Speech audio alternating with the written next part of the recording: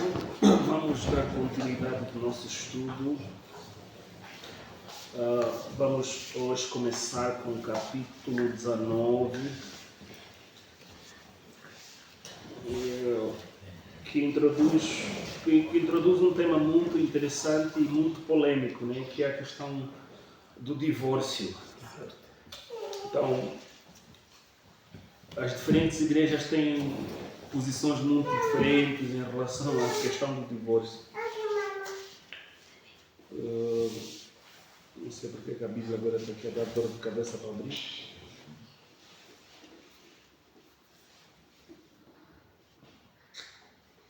Já vi. É mesmo agora que vamos começar com problemas. Ok. Então, Mateus 19, permita Deus, vamos até o versículo 15 hoje. Eu estou a tentar abrir a Bíblia e está-me a dar problemas. Eu tenho o estudo já preparado, mas queria a Bíblia aberta. Ok, vamos lá. Enquanto a Bíblia nos dá dor de cabeça, vamos continuar. Versículo 1 a 3, nós lemos assim. E aconteceu que, concluindo Jesus estes discursos, saiu da Galileia e dirigiu-se aos confins da Judeia, além do Jordão. E seguiram-no grandes multidões e curou-as ali. Então chegaram a ele os fariseus, tentando-o e dizendo-lhe: é lícito a um homem repudiar sua mulher por qualquer motivo? Precisamos nos lembrar que essa parte que nós estamos a ler decorre dos versos que nós estudamos a vez passada. Eu não sei porque que a minha Bíblia está aqui a me dar dificuldades para abrir. Que eu queria ler os versos anteriores que eu não tenho preparado no meu estudo. Vou ver se eu tenho uma outra Bíblia aqui. Aqui só tem mesmo essa Bíblia. Já viu? Mas pronto. Tem uma Bíblia? Só para ler os versículos antes, para que não pareça que estamos a saltar de tema. Que muitas das vezes nós estamos a ler vamos num outro capítulo e pensamos que saltamos, mudamos de tema, mas por vezes é o decorrer, porque a Bíblia originalmente não foi escrita, os livros não foram escritos com capítulos e versículos, né? Então precisamos ter essa sensibilidade aí. Okay. Então vou pegar uns versículos antes do capítulo 18 para fazer a ligação, né? Mateus 18, a partir do versículo 23, temos a parábola do credor incompassivo. Aquilo que nós estudamos a vez passada, de como alguém que tinha uma dívida bilionária foi perdoado, mas foi incapaz de perdoar quem lhe devia apenas quase $450. E é a partir dessa parábola que ele depois vai dizer: e aconteceu que, concluindo Jesus estes discursos, já estamos no capítulo 19,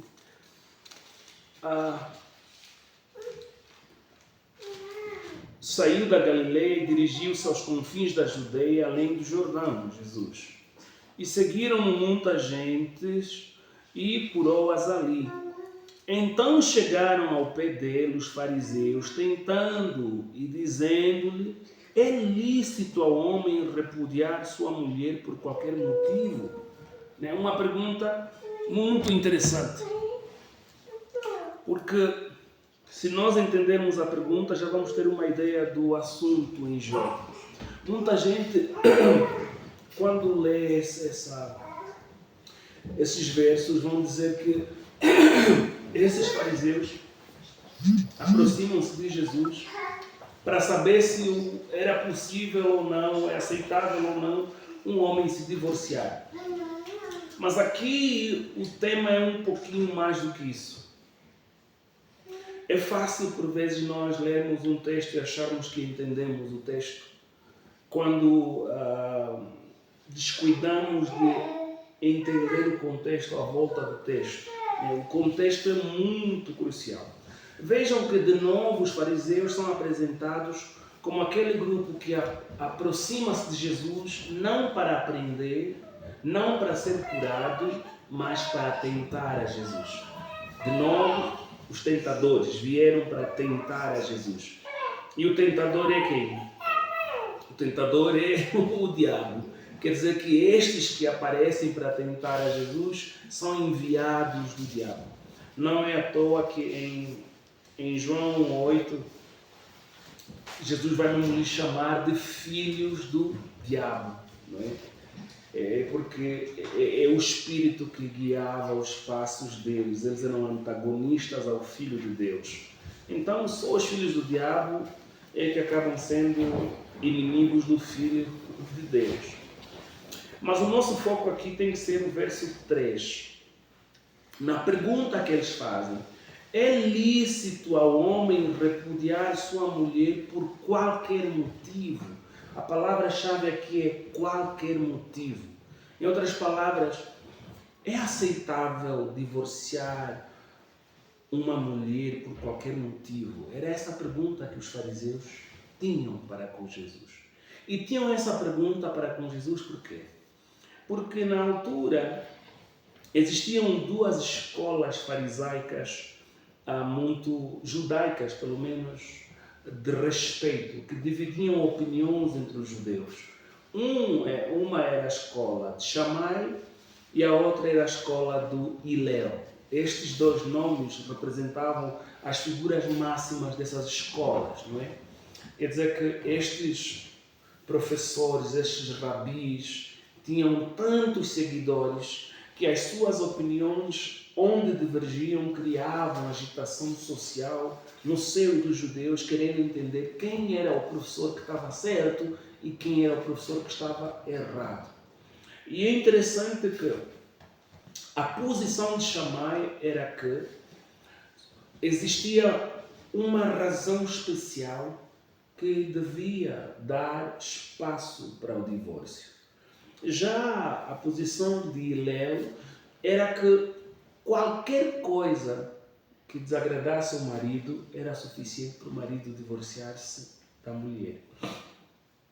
Então, por essa razão é que a pergunta é lícito ao homem repudiar sua mulher por qualquer motivo? Em outras palavras, mestre, qual é a tua posição? Concordas com Shammai ou concordas com Hillel? Onde é que nós vamos te enquadrar? Qual é a escola que neste assunto você mais se identifica? Então, essa posição, essa antagonia entre as duas escolas surge da interpretação de Deuteronômios capítulo 24. Vamos ler assim do versículo 1 a 4. Moisés a falar: se um homem tomar uma mulher e se casar com ela, e se ela não for agradável aos seus olhos, por ter ele achado coisa indecente nela, e essa coisa indecente, a palavra hebraica literalmente significa nudez de alguma coisa, né? E na nossa cultura essa palavra fica assim meio que, o sentido não é tão claro, nudez de alguma coisa, né?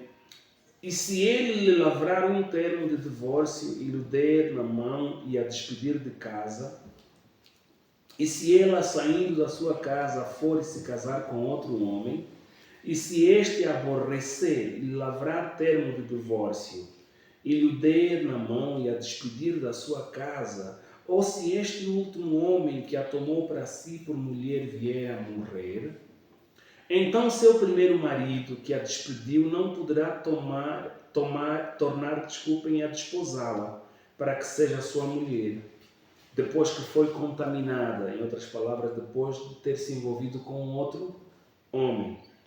Pois é abominação perante o Senhor, assim não farás pecar a terra que o Senhor teu Deus te dá por herança. Então, nas palavras de Moisés, ele está a dizer assim: olha, se um homem identificar na sua esposa algo indecente ou a nudez de alguma coisa, essa nudez de alguma coisa fica em aberto, significa o quê? Então, esse homem terá o espaço, a liberdade de dar esse documento de divórcio, né? Esse certificado de divórcio. E se essa mulher casar com outro homem e esse homem desposar-se, aliás, a terminar o relacionamento com ela, ou ainda se esse homem, depois de um tempo, morrer, essa mulher não pode voltar a casar com o primeiro homem. Vejam que aqui, nas palavras de Moisés, ninguém está a discutir se pode divorciar ou não. O que se está a discutir é como é que se pode divorciar. Quais são as coisas por detrás de um divórcio e como se proceder quando há um divórcio. E a escola de Shammai vai entender que essa palavra nudez de alguma coisa se refere à infidelidade. Em outras palavras, se o marido descobrir na sua mulher infidelidade, pode lhe dar um certificado de divórcio. Isso é no Velho Testamento. Mas para Shammai, essa palavra nudez de alguma coisa acaba tendo um significado mais elástico. Ele vai entender que essa palavra permite qualquer coisa que escandaliza o marido. Não precisa ser apenas indecência. Vamos lá ver. O homem chega em casa, está com fome, a mulher prepara um arroz, mas esse arroz acaba por sair queimado. Ele fica chateado e diz: não, queimaste o meu arroz, não te quero mais. Isso para Hillel é aceitável. Qualquer coisa que ela fazer que ele não gostar, ele praticamente tem a liberdade para divorciar-se. E é isso que significa repudiar sua mulher por qualquer motivo. Então, eles não estão a discutir, a pergunta não é se pode-se ou não divorciar. A questão é se pode divorciar por qualquer motivo. Se a interpretação do nosso Senhor Jesus iria mais de acordo com Hillel ou com Shammai, né? E é muito interessante ver isso. Se nós olharmos para os evangelhos, não poucas vezes vamos ver que o nosso Senhor Jesus, em alguns pontos, concorda com os fariseus, em alguns pontos discorda com eles. Em algum momento ele vai dizer aos discípulos: vocês devem fazer o que os fariseus ensinam, mas não façam o que eles fazem. Em outras palavras, está a dizer assim: não, há muita coisa positiva que nós podemos concordar com o que eles ensinam, mas eles não fazem aquilo de bom que eles ensinam. Então vocês não sejam assim, sejam praticantes. Então há essa situação aí teológica do puxa aqui, puxa ali, para ver onde Jesus se enquadra. E nós, nas nossas igrejas atualmente, também vamos encontrar de alguma forma ideias divergentes sobre esse assunto. Eu conheço alguém, não sou alguém, conheço pessoas, conheço um pastor e muito amigo meu, ele é da opinião que não existe razão para um cristão se divorciar. Ele diz que simplesmente o cristão não pode se divorciar. E se o cristão se divorciar, não pode voltar a casar até morrer. E o mais caricato para mim, por exemplo, no caso desse pastor que eu tenho em mente aqui, americano, é que ele não acredita na doutrina de uma vez salvo, salvo para sempre. E eu não consigo ver como é possível harmonizar que alguém que não acredita que uma vez salvo, salvo para sempre, acredita que uma vez casado, casado para sempre. Eu não consigo ver harmonia nessas duas coisas. Por quê? Se você abraçou ao Senhor, se tu acreditas que quem abraça ao Senhor pode apostatar, Por que é que você não acredita que quem casa pode se divorciar? E não estamos a falar se divorciar por qualquer motivo, ok? Vamos já falar um pouquinho sobre isso no nosso estudo. E como ele, existem outros que eu conheço a nível de Angola que são, quando se trata do divórcio, a opinião deles não é muito diferente dessa. Divórcio impossível, cristão casa, nunca mais pode divorciar. E eu acho que a Bíblia abre porta no sentido de existem sim possibilidades pelas quais o divórcio é aceitável. Não estamos a dizer, não estamos a defender que o divórcio é algo que agrada ao coração de Deus. Não é isso. Tal como não diríamos que a apostasia é algo que agrada ao coração de Deus. Não. Se você abraça o Senhor, o que o Senhor quer e que qualquer cristão vai esperar é que você viva na palavra de Deus até a tua morte. Mas a apostasia, sendo real, significa que há pessoas que rejeitam o Senhor, mesmo depois de terem andado com o Senhor por muitos anos. E assim também há maridos que acabam por deixar as suas esposas, mesmo depois de terem estado casados por 20, 30 anos. Infelizmente, a realidade é essa, né? Não que seja algo positivo. Verso 4. Ele, porém, respondendo, disse, agora vamos começar já a ver a posição do nosso Senhor. Não tendes lido que aquele que os fez no princípio, macho e fêmea os fez? E disse, portanto, deixará o homem pai e mãe, se unirá à sua mulher, e serão os dois em uma carne. Assim não são mais dois, mas uma só carne. Portanto, que Deus ajuntou, não separe o homem. E essas palavras do nosso Senhor naturalmente nos voltam para Gênesis 1 e Gênesis 2. E um dos princípios de interpretação que os judeus usavam e mesmo nós precisamos aprender com ela é nós buscarmos encontrar a origem dos princípios que nós defendemos na fé. Então, a questão do casamento começa lá em Gênesis. Por isso é que o nosso Senhor Jesus vai lá no início e ele vai dizer: não tendes lido que aquele que os fez no princípio, né? Quer dizer que a ordem é a do princípio. Os fez macho e fêmea. Aqui está a falar de sexo. E não há na visão bíblica essa divisão entre sexo e gênero. Atualmente, no mundo em que estamos a viver, os iluminados do nosso tempo dizem que você pode ser do sexo masculino e se identificar com o gênero feminino. Então separam sexo de gênero. A visão bíblica não faz isso. A visão de Gênesis 1 e Gênesis 2, é que as duas coisas estão intrinsecamente ligadas e são inseparáveis. Se você é macho, você é homem. Se você é mulher, você é feminina.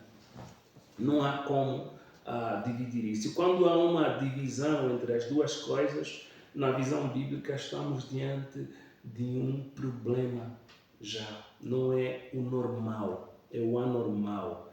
É aquilo que a Bíblia vai chamar de confusão, né? Pronto, então o nosso Senhor Jesus aqui vai deixar claro que o casamento é entre o sexo masculino e o sexo feminino e que somente estes, podem se tornar uma carne.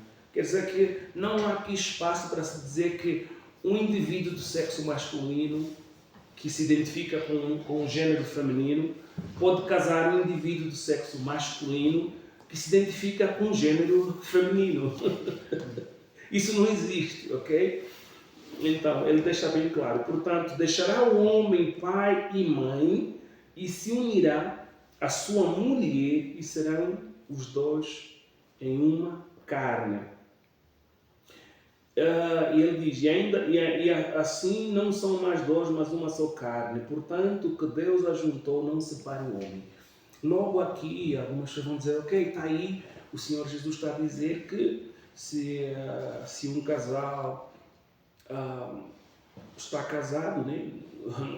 Desculpem a repetição, mas se um homem e uma mulher estão casados, Deus os ajuntou, então nenhum ser humano pode lhes separar. O contexto aqui não é esse. Quando ele está a dizer assim, o que Deus uniu, não separe o homem, é a ideia de que qualquer divórcio não reflete a vontade de Deus. É alguma coisa negativa que traz o divórcio. Não que o divórcio não acontece ou que não tenha bases para acontecer, mas que Deus não projetou o casamento para ter divórcio. É essa a visão que o Senhor está aqui a explicar, não é? No versículo 7, disseram-lhe eles, então porque mandou Moisés dar-lhe carta de divórcio e repudiá-la, tipo, peraí, estás a tentar dizer que não se pode divorciar? Então por que é que Moisés deu a permissão para que se pudesse dar o certificado de divórcio, né? Quer dizer, primeiro, tentaram ver a posição do nosso Senhor Jesus entre Shammai e Hillel.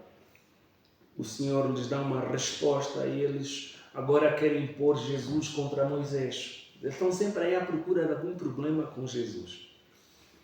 Disse-lhes ele, Moisés, por causa da dureza dos vossos corações, vos permitiu repudiar vossas mulheres.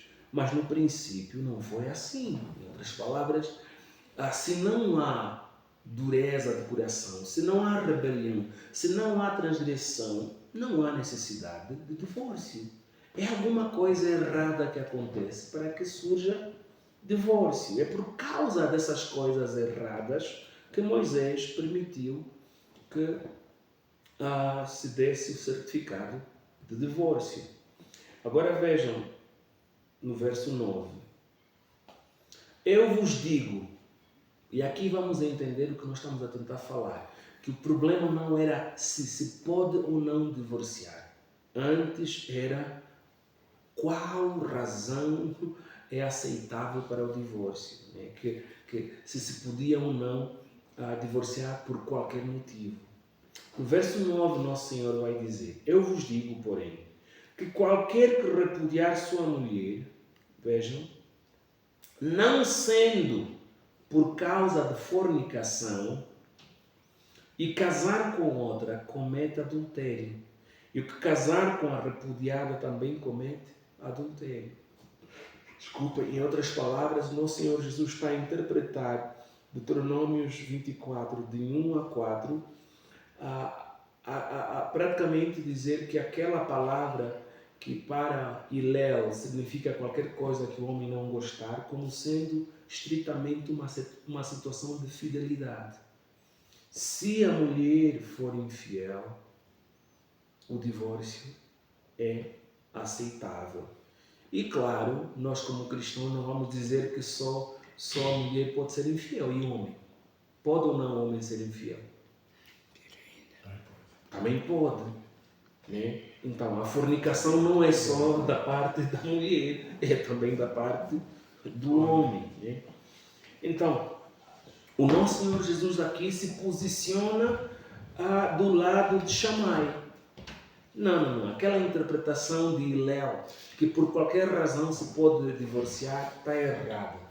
O que nós precisamos entender aí é que, se for por fornicação, então é possível sim se divorciar. Se não for por isso, esqueça.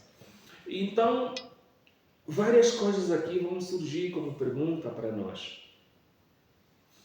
Será que o que o Senhor Jesus estava aqui a dizer é que realmente não existe outra razão exceto fornicação para o divórcio? Ou que, em termos de peso de razões, estamos a falar de razões que atingem o nível da infidelidade ou da fornicação? Porque nós podemos ser tão literais para falar assim, não. Que a mulher faça o que quiser, desde que não seja fornicação, não há como se divorciar. Que o homem faça o que quiser, mas se não for fornicação, não há como se divorciar. E eu já vou dar alguns cenários e vou depois querer saber a vossa opinião, onde é que vocês se encontram nas ideias que eu vou apresentar. Vamos ainda ler Mateus 5, 31 a 32, porque a forma como Mateus fala sobre esse assunto é um pouquinho diferente da forma como Marcos e Lucas contam. Marcos e Lucas não vão incluir essa exceção que Jesus está a dar sobre fornicação, né? Então nós lemos, também foi dito, Mateus 5, 31 a 32, também foi dito, aquele que repudiar sua mulher, dê-lhe carta de divórcio, referindo-se a Deuteronômios 24. Eu, porém, vos digo, qualquer que repudiar sua mulher, exceto em caso de relações sexuais ilícitas, aqui está a definir o que significa fornicação, quer dizer, qualquer relação sexual ilícita, a expõe a tornar-se adúltera, e aquele que casar com a repudiada comete adultério. Quer dizer, é a mesma interpretação que ela acaba de apresentar aqui sobre se pode-se ou não repudiar uma esposa por qualquer motivo, né? Então está a dizer não. O único caso que nós precisamos levar como possível de resultar em divórcio é se a mulher se envolver em alguma relação sexual ilícita. E aqui voltamos a dizer, tanto homem como mulher, no nosso entender. Porque não é justo que o homem passe a vida a se envolver ilicitamente lá fora e a mulher tenha que aceitar porque ela é mulher. Como cristãos isso não colhe. Não colhe. Então, já vemos aqui essa repetição da ideia de que só se pode divorciar em caso de relação sexual ilícita. Há tempos, o ano passado, creio, eu vi um vídeo e acho que é um bom cenário para... Podemos fazer um exame de possibilidades na nossa mente em relação à interpretação desse texto com essa realidade. Esta senhora tinha um bebê. Eu acho que o bebê devia ter aí alguns meses de vida. Por alguma razão, essa mãe odiava o seu próprio filho. E o vizinho tinha uma câmera que estava a gravar a tortura que essa senhora estava a fazer para com o filho. Literalmente a senhora metia a criança no chão e pisava por cima daquela criança. E o vizinho gravava aquilo. A pergunta é, o marido vê aquele vídeo e seja um cristão, né? Estamos a falar hipoteticamente, pode ou não divorciar-se da senhora? Pode e deve. Pode e deve.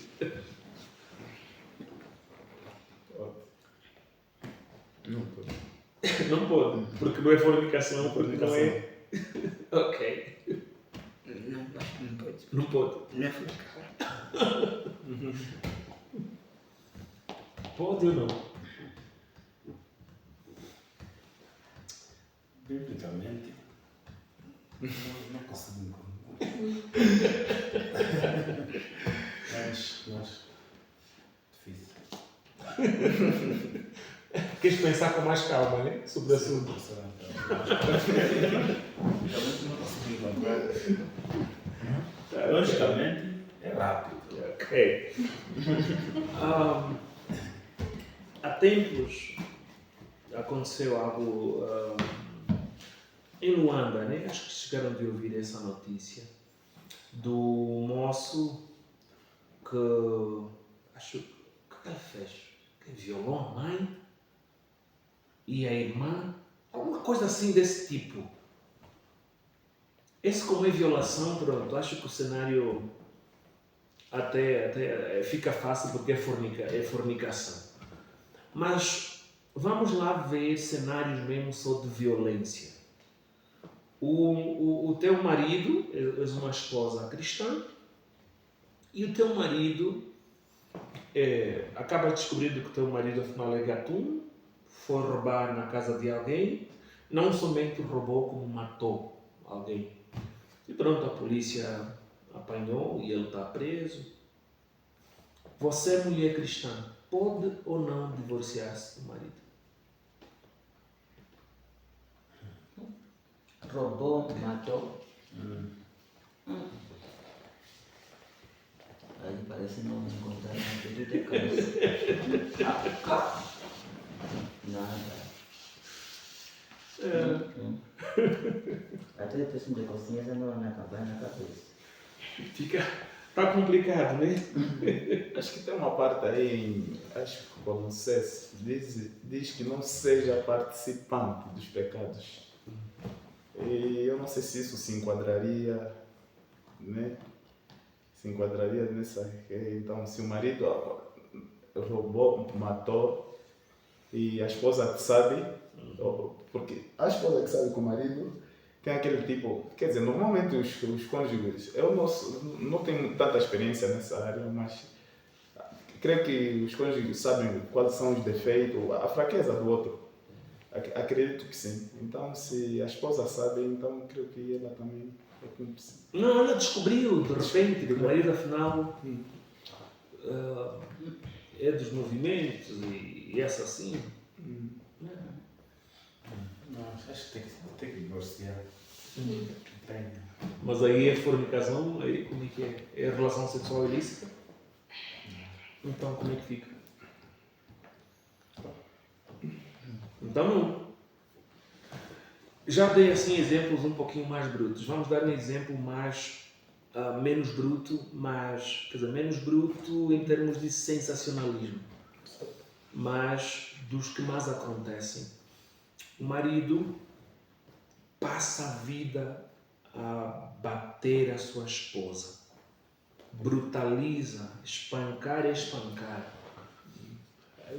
Pode ou não divorciar-se? Pode. Eu sou de opinião que pode se divorciar, porque eu não vou casar com alguém para me matar, né? Então. As pessoas não lhe matam, mas lhe dá uma porrada quase ela morrer. Ela só desmaia, não lhe mata. Só vai até o desmaio. Não, se ela já está Se ela anda de desmaiar, eu vou de uma barriga. É como? Pode ou não? Pode. Com base ao texto que nós lemos. Tem que olhar. Com base ao texto que nós lemos. Pode. Não é fornicação. Não. Não é relação sexual ilícita. Acho que pode. Eu para mim está só. Há pessoas que assim talvez depois, mais tarde, vai se arrepender. Há muitos casos que a pessoa fica mesmo à toa, mas mais tarde É isso. vai se arrepender. Com isso se atrai a pessoa. Pratica essa ação, depois mais tarde vai reconhecer, peça perdão, ou não sei o que. Depois fica mesmo também com o peso de consciência. Isso ainda vai quebrar, a pessoa ainda vai aguentar um pouco, para ver mesmo ainda o ponto final. Sim. Mas agora se aquilo fica mesmo, batem, depois não reconhece se fez bem ou mal. Aquilo mesmo agora também os apresentadores dizem que, olha, quando você está vendo que o teu marido te bate a primeira vez, a segunda vez, a terceira vez, é melhor retirar, porque agora muita gente que está a morrer só por causa de dizer que ainda vão aguentar, depois no fim perde a vida. E muitos pastores dizem, nas irmãs que vêm assim, dizem assim, a palavra de Deus diz que só podes divorciar-se dele se for por relação sexual ilícita. Isso que está a acontecer contigo não é relação sexual ilícita, nossa irmã aguenta só mais um pouco. E outra coisa, eu também quis falar alguma coisa. Acredito que se ele está a bater, né, e o ser humano, né, ele já tem esse vício de bater a mulher, então Nós sabemos que alguém que pede perdão hoje, né, pediu perdão, que nunca mais vou fazer isso. E uma das coisas que mostra que alguém está arrependido de verdade é porque essa pessoa não vai voltar a fazer a mesma coisa. Se ele bateu hoje, amanhã vai bater mais, significa que ele não está realmente arrependido do que ele fez. Então, para mim, eu sou de opinião que deve mesmo separar. Porque se ele já está a começar a bater, amanhã vai fazer alguma coisa pior.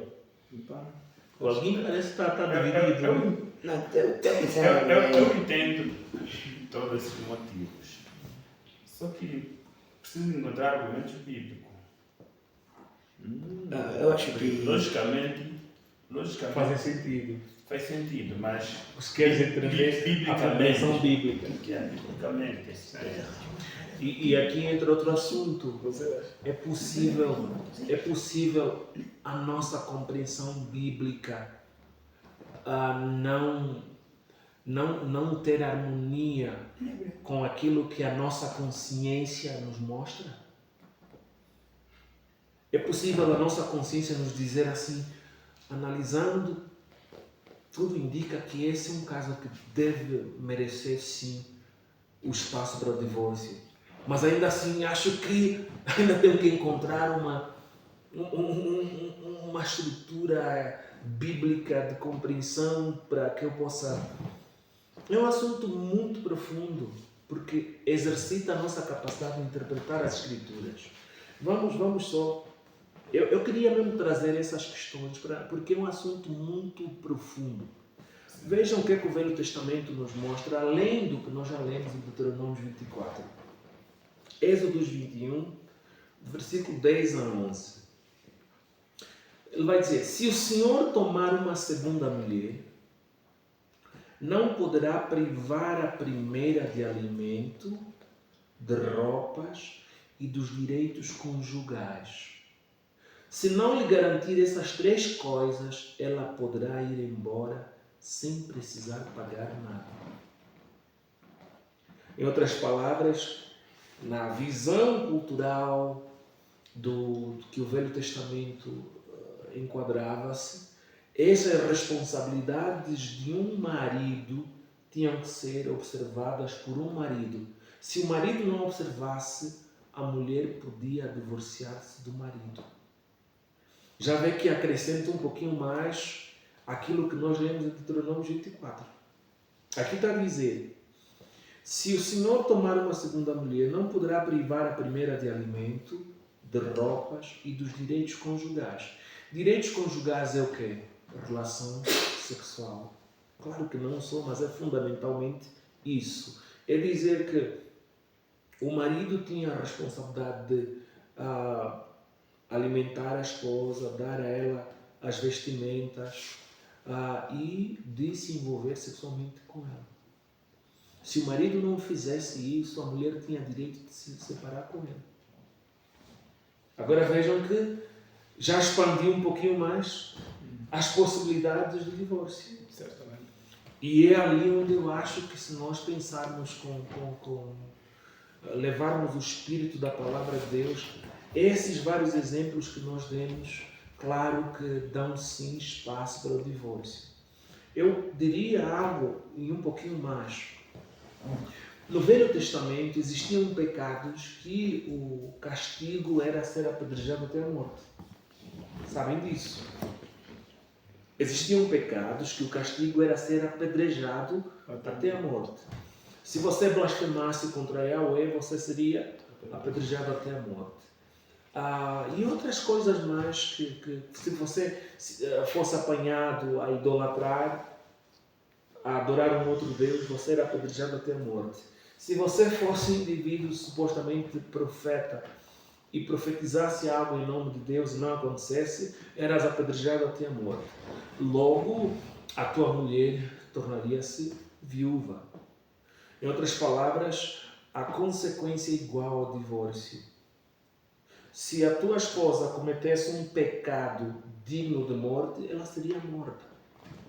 A pergunta é, será que no Velho Testamento seria o caso de que naquelas situações o homem já não podia casar porque a sua esposa foi apedrejada? Não acredito que era o caso. E vice-versa, não somente a mulher, mas também para o homem. Aqueles pecados que no Velho Testamento quem cometesse era digno de morte, naturalmente que tinham a dimensão de trazer divórcio. Por consequência, por implicação. É muito interessante nós vermos isso. 1 Coríntios 7, 13 a 16. Já numa interpretação mais do Novo Testamento, o apóstolo Paulo vai dizer o seguinte: e se uma mulher tem marido descrente, e ele se dispõe a viver com ela, não se divorcie dele. Se uma mulher tem marido descrente, quer dizer, uma cristã que tem um marido mundano, e atenção, esse texto não está a dizer que você é cristã, vai casar com um mundano, não. Aqui o contexto é mais do tipo, que já estavam casados e um se converteu. Versículo 14. Pois o marido descrente é santificado por meio da mulher, e a mulher descrente é santificada por meio do marido. Se assim não fosse, seus filhos seriam impuros, mas agora são santos. Todavia, o interessante que Paulo vai dizer: se o descrente separar-se, que se separe. Quer dizer que na situação em que temos um casal, que um é cristão e o outro não é da responsabilidade do descrente dizer não quero mais. Ele continua: todavia, se o descrente separar-se, que se separe. Em tais casos, o irmão ou a irmã não fica debaixo de servidão, quer dizer que está livre. Deus nos chamou para vivermos em paz. Você, mulher, como sabe se salvará seu marido? Ou você, marido, como sabe se salvará sua mulher? Eu acho essas palavras muito profundas e que têm sido, de alguma forma, muito ignoradas no nosso tempo. Que eu vejo muito jovem cristão que não tem o medo de ir atrás de supostas irmãs que em todos os sentidos não provam serem cristãs, exceto porque fazem parte de uma igreja supostamente cristã. É muito perigoso um homem cristão ou uma mulher cristã ir atrás de um homem que não conhece a Cristo. Se você conhece a Cristo, ir atrás de um homem que não conhece a Cristo é perigoso. Por isso Paulo está a perguntar: você, mulher, como sabe se salvará o seu marido? Ou você, marido, como sabe se salvará a sua mulher? Tu não sabes isso. Não põe a tua vida numa posição difícil. Mas o que é que tem acontecido? E que é humano. Quando o homem está apaixonado, a nossa cabeça não funciona bem. Você, quando fica apaixonado, você não consegue ver. O teu coração fala mais do que o teu juízo. Se estás a ver a beleza, se estás a ver um paraíso, não estás a ver um inferno por detrás. Quando os homens se apaixonam, não conseguem pensar bem. Por isso é que Deus ajude. Os que ainda não casaram, que estão aqui presentes, tenham isso em mente. Não vá atrás de uma mulher que não teme a Deus. Não vai dar certo. É pouco provável que vai dar certo. É muito perigoso. Um outro exemplo que eu ia esquecendo, agora me lembrei, é imaginar que pronto, tu casaste. Estás casado, amas ao Senhor e aparentemente a tua mulher ama ao Senhor. E de repente, em algum momento, você vai descobrir que a tua mulher, afinal, anda aí na casa dos quimbandeiros. Sim, as duas coisas. Quem vai à casa do quimbandeiro é bruxo. É digno, há espaço para divórcio ou não? Há espaço porque O que nós aprendemos, né, o que o irmão Norma, a explanação que o irmão Norma fez acerca daquelas pessoas que eram apedrejadas, né? Alguém que adorasse outro Deus era digno de morte. Então, se essa pessoa é digno de morte, também é digno de separação. Esse caso se enquadra exatamente naquilo que o irmão Norma disse. A própria palavra de Deus chama, Sim? No Novo Testamento. a própria palavra de Deus chama a feitiçaria, a idolatria de adultério espiritual. É adultério. Quando nós usamos a palavra fornicação, temos que entender que essa palavra tem dois significados. Um é o físico, natural, e o outro é o espiritual. Toda pessoa que se envolve com outros espíritos, com outros deuses, é fornicador. É adultério espiritual. Então é preciso termos essa flexibilidade ao entender a questão. Por essa razão, mais do que nunca, é que voltamos no conselho. Você é cristão, não vá atrás de uma mulher ou de um homem que não tem a Deus. É o cuidado número 1. Porque quando você se apaixonar, você vai esquecer da palavra de Deus. Está aí Salomão, né? O sábio dos sábios, no tempo dele, apaixonou-se pelas moabitas. E o que aconteceu com ele? Esqueceu o Senhor. Então a paixão é muito forte para nos desencaminhar. Então que Deus nos ajude aí nesse lado. Versículo 10 a 15, né? Disseram os seus discípulos, os próprios discípulos do Senhor, ao ouvir a conversa: se assim é a condição do homem relativamente à mulher, não convém casar. Se é só isso, é porque a disposição da era deles, a forma de pensar deles, é que por qualquer motivo a mulher podia ser, podiam separar-se, podiam divorciar-se.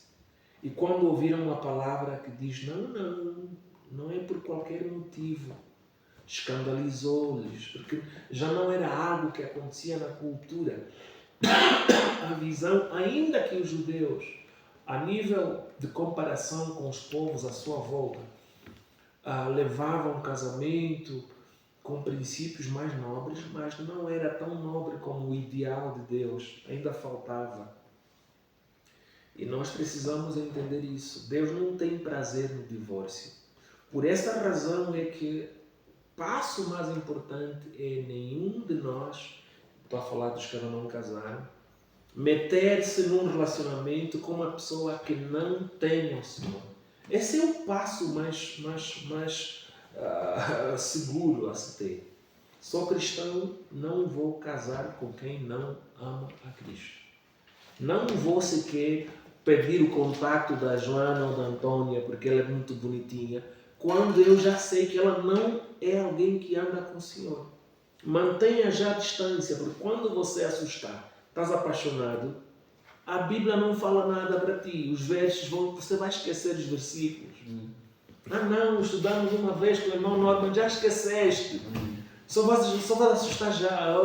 Eu aceito mesmo, anel, pufa. Quando os problemas começarem a vir, naquele dia não falamos sobre isso, quem me mandou casar? Agora você é cristão, não pode divorciar à toa. Aguenta com o teu problema, com o teu barulho. E vice-versa. Mas uma coisa, Jesus quando cá veio na Terra, morreu na cruz para salvar o pecador. Ele morreu para salvar o pecador de todo tipo, assassinos, todo tipo de pecado. E em Efésios 5, recomenda que vós homens deveis amar vossas mulheres, tal como Jesus amou a vocês até a morte. Tal como Jesus amou a igreja tem a morte, ou seja, da morte. E A igreja, né? A igreja. Yeah. Sim. Então, nós temos que seguir o exemplo de Jesus. Morreu por nós, por causa do nosso pecado. Havia assassino, havia não sei o que, mas ele foi até a morte. E nos recomenda que nós devemos fazer tal como Jesus. Acho que temos que analisar muito bem o assunto. Não, mas o contexto é diferente. É mais uma dessas passagens que também têm sido usadas para ensinar que uma vez casado, casado para sempre. Mas não, Jesus morreu para salvar o mundo. Mas só aqueles que do mundo abraçarem a Jesus é que serão feitos filhos de Deus. Aqueles que rejeitam a Jesus não serão. Mas Jesus se ofereceu por todos. Do mesmo jeito, a fidelidade de Jesus em entregar-se requer a fidelidade dos homens em abraçar-lhe. A fidelidade com que nós amamos a nossa esposa requer a fidelidade da nossa esposa a nos amar. Se não há essa fidelidade, não há casamento. É esse lado que muitas das vezes acaba por ficar no vazio nessa conversa. Não havia sequer um espaço de pensamento cultural que desse espaço para os discípulos no tempo de Jesus interpretarem as palavras de Jesus como se uma vez casado para sempre. Por quê? Voltamos naquela ideia de honra e desonra, né? O homem, quando casa, a sua esposa é a sua honra. Quando a sua mulher é desleal, a sua esposa virou desonra e o casamento morre. Então, é essa visão que eles entendiam. A honra da mulher também era o seu marido. A vergonha que o marido trazia para com a esposa era a sua desgraça. Essa era a visão que eles viam o mundo. E é a visão pelo qual a Bíblia, na verdade, busca nos explicar o relacionamento de Deus, não somente com a igreja, mas mesmo o relacionamento com Deus, com o próprio Israel. No Velho Testamento, o próprio Deus divorciou-se de Israel. São assuntos que, numa outra altura, vamos ver, né? Mas não está aqui no nosso estudo de hoje. Mas, no Velho Testamento, Deus divorcia-se de Israel. A pergunta é: se Deus divorciou-se de Israel, por que os homens não podem divorciar?